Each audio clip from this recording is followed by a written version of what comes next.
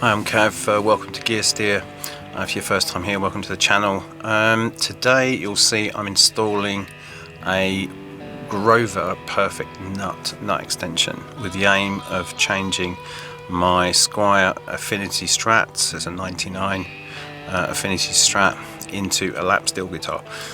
Have never really got on with this guitar since I bought it, so I thought I'd completely change it up and turn it into something completely different with this very easy to install nut. So I will also be doing some other changes. I'm going to change all the electrics and pickups. I am going to block the tremolo. You have to do that with these, as I found out, with these Lapsteels, because the tension on the bridge, the string tension, is such that the bridge just lifts up. So you really need to block that out. I was hoping to keep the tremolo, but I didn't know anything about Lapsteels, so found out that wasn't going to work. I'm going to be putting new brass saddles in there in the bridge, which I wasn't originally planning to do, but as you'll find out, I had to. Doesn't mean you'll have to, but I had to. If you watch this video, you shouldn't have to. I think that's about it in terms of the things I'm going to do today. The guitar is already modified to a certain extent. It has Musically Pro locking tuners in it. It has Wilkinson M series full short block tremolo, and what that means is it's a full size block which attaches to the bottom of the bridge tremolo, but it's short, so it fits into these kind of slightly thinner bodied Squires. So it has that.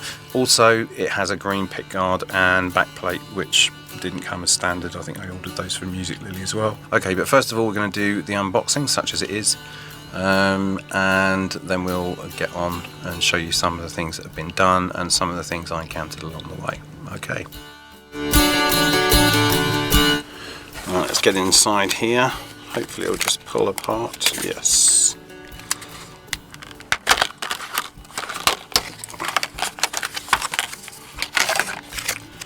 And this shows me exactly what to do with it. So loosen the strings, fits over the existing nut, raise the action for playing. Cool. And that's why they weren't too worried about the packaging. A bit difficult to break that.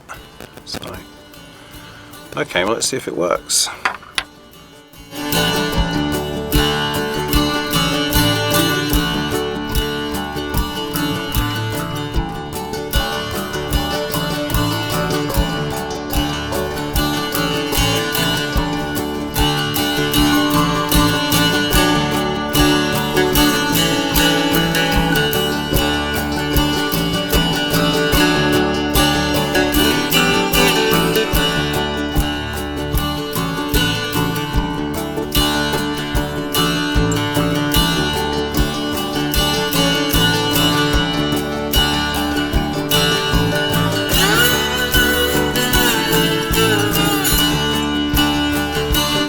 So what I need to do now, before I put the nut on, is block this tremolo, and I'm planning to do it with these plastic strips. Now, to save you a bit of boredom, I've been through a bit of trial and error first. So what I'm going to do is, I've loosened the screws along here. The tremolo is pretty floppy. This is a Wilkinson full short block tremolo, and now I'm going to strap this down to stop these pieces from falling through the back. So until there's some pressure on it, so I'm just going to use a bit of duct tape, gaffer tape. I wouldn't usually use this on a guitar, but as it's coming off soon enough,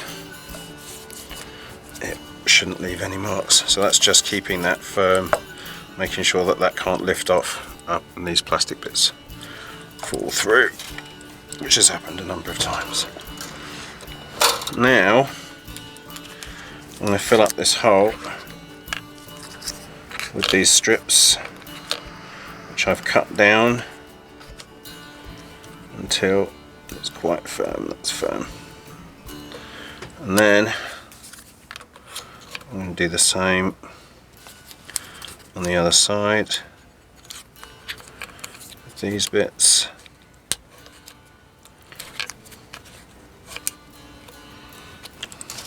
I should point out that before I did this, I'm not sure if I filmed this, I loosened off these two screws here which hold in this claw. It's called the trem claw. I loosened those right off, and I took the springs out that are usually in there to provide tension on the tremolo arm. I took those springs out because I don't need them anymore, and then I screwed these right in, not as far as they go, but just far enough that this is attached. We can't get rid of this because the guitar is earthed through this connection here, so we can't take that off. So, but we want to kind of move it out of the way, and I didn't want it rattling around inside the guitar, so I took that off before I did this. Okay, now let's get the cover back on and install the extension nut. Okay, the instructions that come with the nut are pretty self-explanatory. You loosen your strings. These strings are already loosened because I've had this nut on off a couple of times, and you simply put it on. You see here you've got a long side and a short side, and the long side points towards the headstock and the short side points towards the guitar. So we just put these underneath here,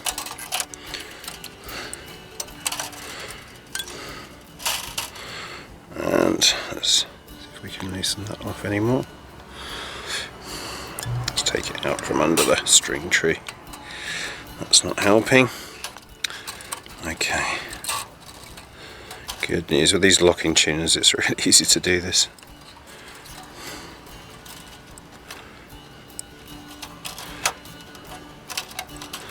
There we go.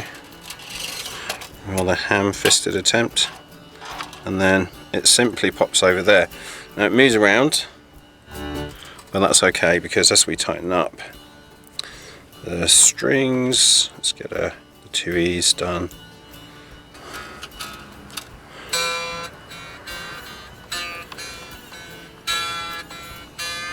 So we just tighten up these 2 strings first, get it kind of in line, and they go over, this is a very thin neck, and they go over the edge of the fretboard, but it doesn't make any difference. The fretboard's really there just to give you a guide of where you're going to put your slide,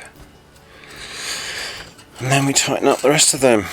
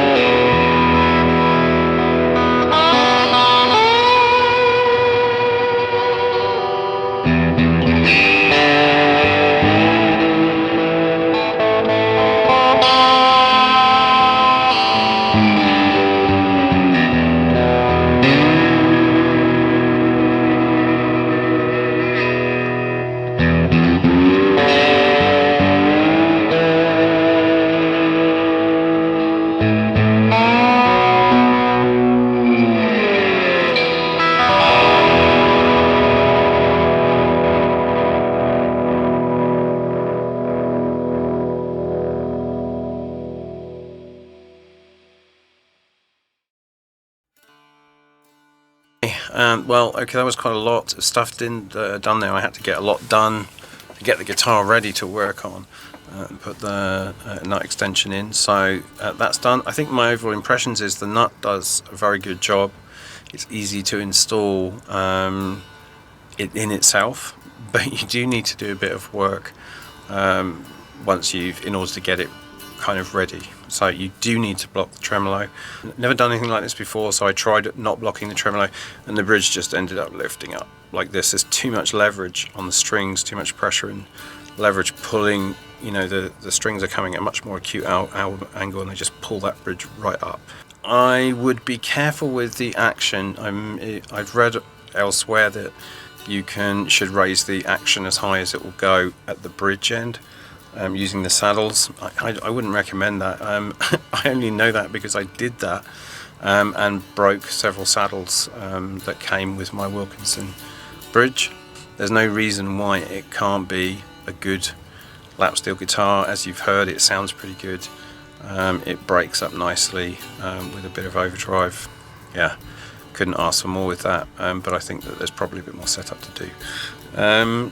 So there we go, that was that experiment, and I've ended up with a Lapsteel guitar, which I'm very happy with. I've ended up keeping a guitar I quite like the look of, and now quite like the sound of. So okay, if you like the video, hit like. If you want to hear more videos like this, I'll be notified. Hit subscribe. Yeah, plenty of stuff coming up. I've got a bunch of pedal demos to do. I've got 2 guitar unboxings, and it'll soon be 3 guitar unboxings and demos to do for you. So there's plenty of good stuff coming up in the kind of affordable gear market, or in the affordable gear bracket. So stay tuned on Gear Steer.